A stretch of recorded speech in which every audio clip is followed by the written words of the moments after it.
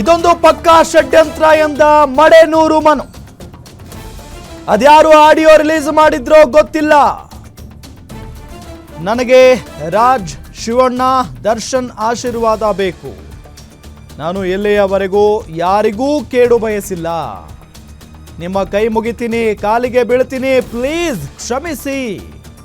ಇದೊಂದು ಪಕ್ಕಾ ಷಡ್ಯಂತ್ರ ಅಂತ ಮಡೆನೂರು ಮನು ಹೇಳಿಕೆಯನ್ನ ಕೊಟ್ಟಿದ್ದಾರೆ. ಈ ಸಂದರ್ಭದಲ್ಲಿ ಅದ್ಯಾರು ಆಡಿಯೋನ ರಿಲೀಸ್ ಮಾಡಿದ್ರೋ ಗೊತ್ತಿಲ್ಲ.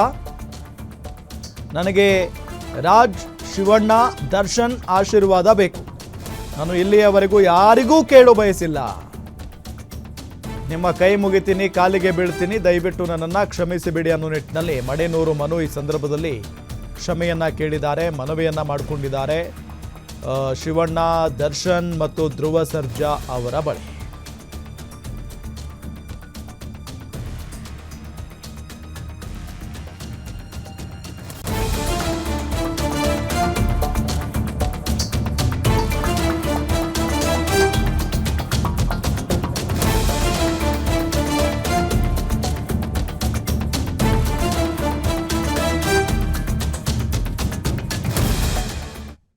ಇಷ್ಟಪಡಲ್ಲ.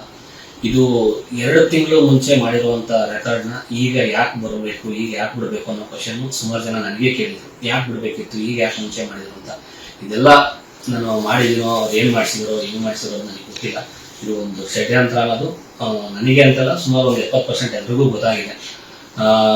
ಅದು ಏನಾಗಿದೆ ಗೊತ್ತಿಲ್ಲ. ಬಟ್ ನನ್ನಿಂದ ಈ ಆಡಿಯೋದಿಂದ ಶಿವಣ್ಣ ಅವರಿಗೆ, ಹಾಗೆ ಗೀತಕ್ ಅವರಿಗೆ, ಇಡೀ ಫ್ಯಾಮಿಲಿಗೆ, ಹಾಗೆ ದರ್ಶನ್ ಸರ್ಗೆ, ಇಡೀ ಅವ್ರ ಫ್ಯಾನ್ಸ್ಗೆ, ಧ್ರುವಣ್ಣ ಅವ್ರಿಗೆ, ಅವರ ಎಲ್ಲಾ ಫ್ಯಾನ್ಸ್ಗೂ ಕೂಡ ಮನಸ್ಸಿಂದ ಒಂದು ಹೃದಯಪೂರ್ವಕ ನಿಜವಾಗ್ಲೂ ಒಂದು ತುಂಬಾ ತುಂಬಾ ಅಂದ್ರೆ ತುಂಬಾ ಮನಸ್ಸಿಂದ ತುಂಬಾ ಕ್ಷಮೆ ಕೇಳ್ತೀನಿ.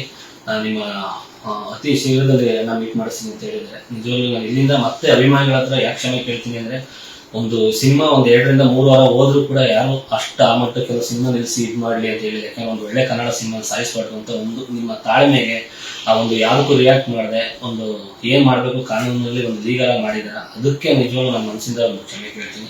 ಯಾರಿಗೂ ನಾನು ಯಾವತ್ತೂ ಯಾರಿಗೂ ಸಾವು ಬಯಸಲ್ಲ, ಸಾವು ಬಯಸೋ ಅಧಿಕಾರ ನನಗಿಲ್ಲ. ಯಾಕೆಂದ್ರೆ ಅವ್ರು 3 ಜನದ ಆಶೀರ್ವಾದ ತಗೊಂಡು ಬೆಳಿಬೇಕು ಅನ್ನೋದೇ ನಾನು ಯಾವಾಗಲೂ ನನ್ನ ಹತ್ರ ಬಂದು ಹೇಳಿದೆ. ಆ ಖುಷಿ ವಿಚಾರ ಸುಮಾರು ಹೇಳಿದ್ದೆ ನಾನು.